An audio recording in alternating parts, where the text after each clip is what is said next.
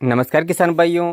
प्याज की फसल में पहली खाद और पहला स्प्रे कौन सा करें, तो आज के इस वीडियो में हम इसी पर चर्चा करने वाले हैं। तो इसकी जानकारी के लिए आप इस वीडियो को एंड तक जरूर देखिए, वीडियो काफ़ी इंटरेस्टिंग होगा। तो वीडियो की शुरुआत करते हैं।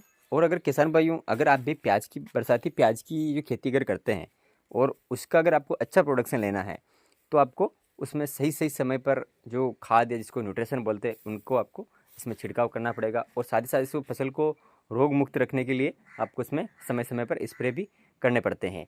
और किसान भाइयों, इसमें जो प्याज की फसल में सबसे बड़ी समस्या आती है वो जलेबी रोग की आती है। तो आज हम उसकी बारे में भी आज हम आपको बताएंगे कि इसकी हम रोकथाम आप किस प्रकार से कर सकते हैं।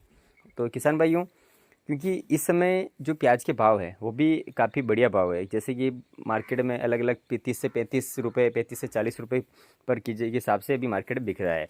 और जो प्याज का जो प्रोडक्शन होता है वो भी काफ़ी ज़्यादा होता है कि उसके हिसाब से भाव काफ़ी बढ़िया है। तो किसान अगर प्याज की अगर अच्छी साइज़ अच्छी क्वालिटी रहेगी तो किसान इससे अच्छा खासा आप मुनाफा कमा सकते हैं।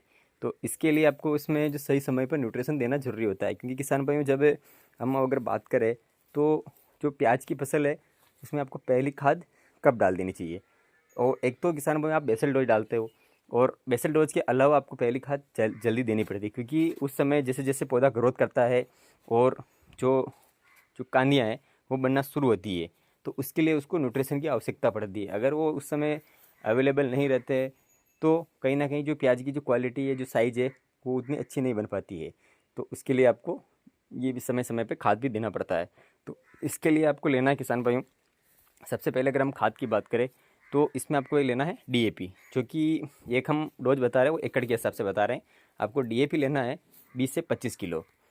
और इसके साथ में किसान भाइयों, आपको अगर 12 32 16 आपने एनपीके जो अगर बेसल डोज में डाल दिया है, तो किसान भाई इसमें आपको नाइट्रोजन की पूर्ति के लिए आप या तो अमोनियम सल्फेट ले सकते हैं, या इसको थोड़ा बहुत आप इसमें नाइट्रोजन के लिए यूरिया मिला सकते हैं। किसान भाई नाइट्रोजन यूरिया इसमें आपको ज़्यादा नहीं डालना है, क्योंकि अगर प्याज की फसल में अगर यूरिया की अधिकता हो जाती है तो उसके कारण पौधा एकदम बढ़वार रहने लग जाता है और उसकी जो ग्रोथ तेज़ी से होती है, जिसके कारण उसमें जलेबी रोग आने के चांसेस बढ़ जाते हैं।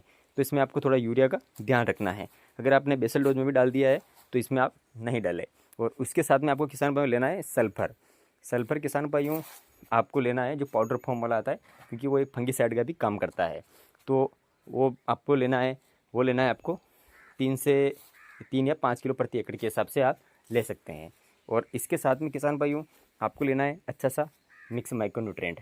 किसान भाइयों, मिक्स माइक्रो न्यूट्रिएंट ही ज़रूरी होते हैं किसी भी फसल की अच्छी ग्रोथ, अच्छी क्वालिटी के लिए, क्योंकि उसमें जो सभी जो आवश्यक तत्व होते हैं वो उसमें मौजूद होते हैं। तो आप अच्छी सी कंपनी का मिक्स माइक्रो न्यूट्रिएंट लेना है आपको, वो लेना है 5 किलो के आसपास आपको 1 एकड़ का वो लेना है।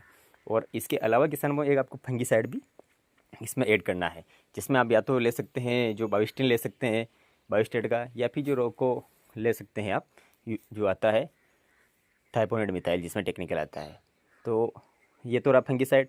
और किसान भाई इसके साथ में आप जो एक इंसेक्टिसाइड यानी कि जो अगर क्लोरोफाइरिपोस आप इसमें कोटेड कर देते हैं, तो जिससे जो जो प्याज की जो जड़ें हैं वो अच्छी ग्रोथ करेगी, और एकदम जो नई नई जो सफ़ेद जड़ें उनका विकास होगा। अगर जड़ें अच्छी है और उनका अच्छा विकास हो रहा है तो जो पौधे की जो ग्रोथ है और वो बढ़वार वो भी नहीं रुकेगी, वो अच्छी होगी। तो आपको ये तो आपको खाद और ये फंगिसाइड और एक कीटनाशक आपको ये डाल देना है पहले में। और अब इसके बाद अगर हम किसान भाइयों, सबसे बड़ी समस्या आती है इसमें जो जलेबी रोग होता है। तो किसान भाइयों अभी जलेबी रोग आता है, एक तो जब मौसम ज़्यादा ख़राब होता है, उमस ज़्यादा होती है, बादल हो जाते हैं, तब ये इसकी जो प्रकोप है वो बढ़ जाता है। अगर किसान भाई किसी प्लॉट में ये आ जाता है तो उसके बाद इसको कंट्रोल करना काफ़ी मुश्किल होता है। इसीलिए किसान भाइयों अगर इसकी रोकथाम करनी है तो इसको आने से पहले ही आपको इसमें कंटिन्यू स्प्रे करने पड़ते हैं, लेकिन इसके बाद में फिर आने के बाद आप इसको कंट्रोल करना काफ़ी मुश्किल होता है। क्योंकि वो अगर जिसमें आ जाता है वो उसको वापस कंट्रोल नहीं हो पाता है या वो दूसरी जगह वो काफ़ी जल्दी से फैलता है। इसीलिए आप उसको उखाड़ के आप फेंक दीजिए। और इसके लिए हम बात करते हैं कि इसका आपको कौन कौन से इसमें स्प्रे करने हैं। तो किसान भाई शुरुआत में आप इसमें हल्के टेक्निकल पे ही जाए, इतना हैवी जो डोज होता है उसके ऊपर ना जाए। तो इसमें क्या है कि इस समय जो सबसे बड़ी समस्या रहती है तो जो हरी इल्ली होती है उसकी जो चांसेस इसमें ज़्यादा रहते हैं। तो इसकी रोकथाम के लिए आप इसको हल्के टेक्निकल में जैसे कि आप प्रोफेनोफोस साइपरमेथ्रिन ले सकते हैं, जो कि प्रोफेक्स सुपर के नाम से आता है, जैसे कि नागार्जुना कंपनी का। और या फिर इसके अलावा इसमें आप आपको एक फंगीसाइड भी इसमें किसान भाइयों ऐड करना होता है, जिसमें आप ले सकते हैं बाविस्टिन ले सकते हैं, और या फिर किसान भाइयों आप जो बायर कंपनी का सोलोमन इंसेक्टिसाइड आता है वो भी आप ले सकते हैं।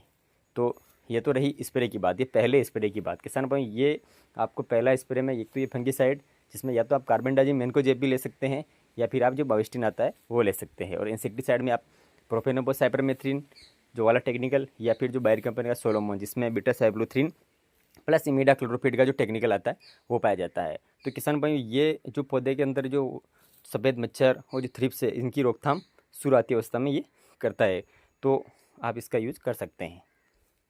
उम्मीद करते हैं किसान भाई ये वीडियो आपको पसंद आया होगा। तो किसान भाई ये तो थी जानकारी प्याज की फसल में पहली खाद और पहले स्प्रे की। तो जल्दी हम दूसरा वीडियो लेकर आएंगे जिसमें आपको सेकंड स्प्रे कौन सा करना है और सेकंड बार में आपको खाद कौन सी डालनी है इसके ऊपर। तो इसकी जानकारी के लिए आप इस वीडियो में, अगर आप पहली बार आए हमारे चैनल पर, तो चैनल को सब्सक्राइब करके बेल आइकन को प्रेस कर दीजिए, ताकि हम जो भी नई नई वीडियो अपडेट करें उनकी जानकारी का नोटिफिकेशन आपको पहले मिले। तो मिलते हैं आपको नेक्स्ट वीडियो में, तब तक के लिए धन्यवाद।